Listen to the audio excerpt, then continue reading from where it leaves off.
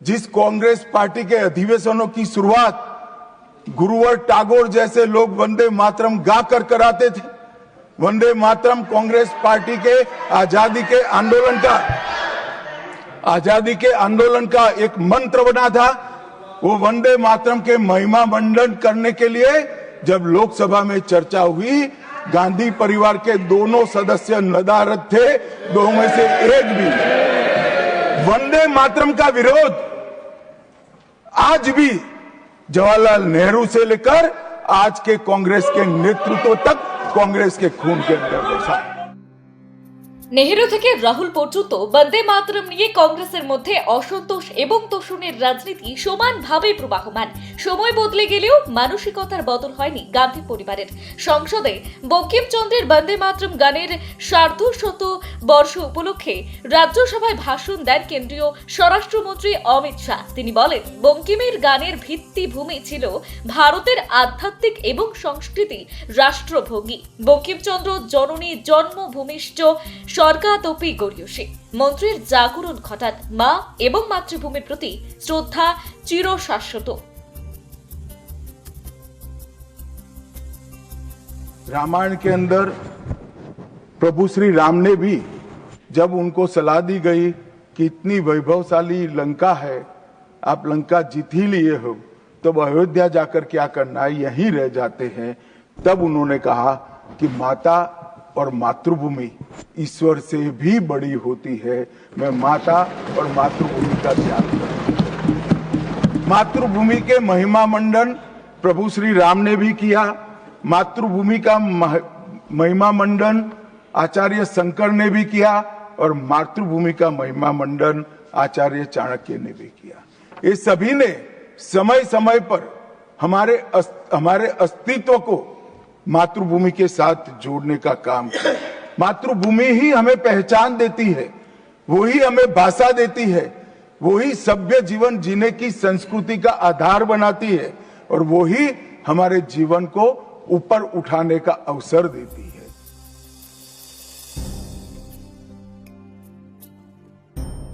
বঙ্কিমচন্দ্র পরাধীন ভারতে বঙ্গে জন্মগ্রহণ করেছিলেন।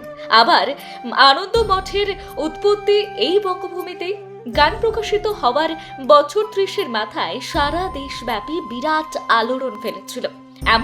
এমনকি দেশের শুধু নয়, দেশের বাইরেও এই গান ব্যাপকভাবে ছড়িয়ে পড়েছে। স্বাধীনতার পরবর্তী সময়েও বন্দে মাতরম গান সমানভাবে প্রাসঙ্গিক। আমাদের সেনাবাহিনী যে কোনো অভিযানে এই মন্ত্র উচ্চারণ করে থাকেন।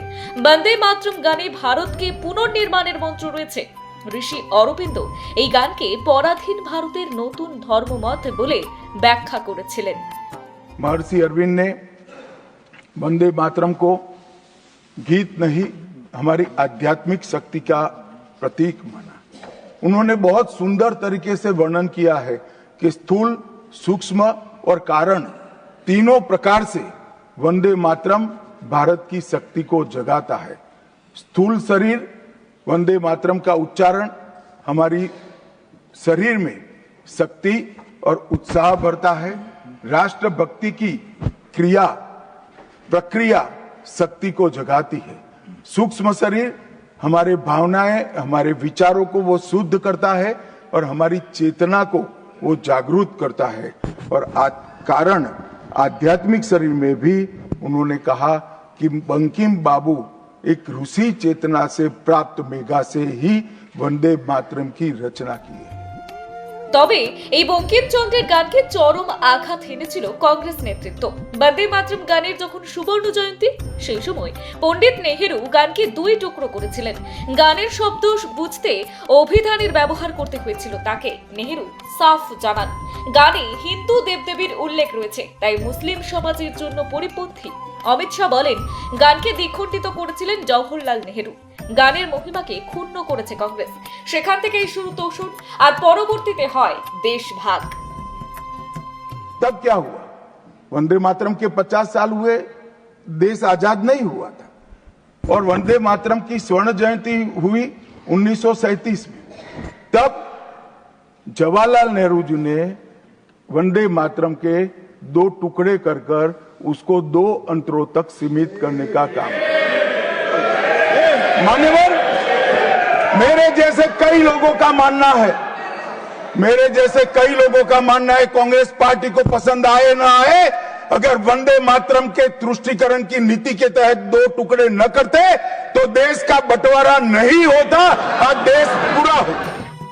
1975 সালে কংগ্রেসের প্রধানমন্ত্রী ছিলেন ইন্দিরা গান্ধী। গানের যখন 100 বর্ষ পূরণ হয় সেই সময় দেশে জাতীয় জরুরি অবস্থা জারি করেছিলেন।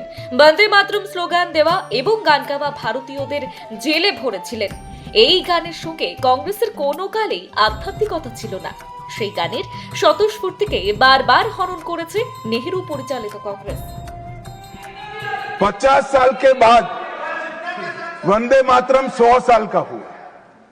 सबको था कि 100 साल मनाए जाएंगे, 100 साल मनाए जाएंगे, मगर 100 साल हुआ तब वंदे मातरम का महिमा मंडन का सवाल ही नहीं था, क्योंकि वंदे मातरम बोलने वाले जो सारे लोग थे उनको इंदिरा जी ने जेल में बंद कर दिया। इस देश में आपातकाल लगाया गया। विपक्ष के लाखों लोगों को, लाखों समाज सेवियों को, स्वयंसेवी संगठन के लोगों को जेल में भर दिया गया। कोई कारण के बगैर अखबारों पर ताले लगा दिए गए। यहां तक कि आकाशवाणी में उस वक्त एक ही माध्यम था, आकाशवाणी में किशोर कुमार की आवाज ही नहीं आती थी, ड्यूएट गाने भी लता जी की आवाज में ही आते थे। मान्यवर, पूरे देश को जब वंदे मातरम 100 साल का हुआ, पूरे देश को बंदी बनाकर रख दिया। বঙ্কিম একবার চিঠি লিখে বলেছিলেন, আমার সব সাহিত্যকে গঙ্গায় ভাসিয়ে দিলেও কোনো অসুবিধা নেই, কিন্তু বন্দে মাতরম গান অনন্তকাল ধরে চলবে। এই গানকে ঋষি অরবিন্দ বলেছিলেন নতুন ধর্মমত। ভারত আবার পুনর্নির্মিত হবে। বঙ্কিমের স্বপ্ন সার্থক হওয়ার পথে। ভারত শুধু কয়েক হাত জমি নয়, ভারত ভূমি হলো মায়ের রূপ। দেবী সরস্বতী, লক্ষ্মী, দুর্গা, 3 রূপই ভারত। আমাদের সমৃদ্ধি, সুরক্ষা, জ্ঞান সবটাই ভারত মায়ের কৃপা। বিরাট সংকল্প ছিল ভারতের এই গানে। ব্যুরো রিপোর্ট, নিউজ সংবাদ টুডে।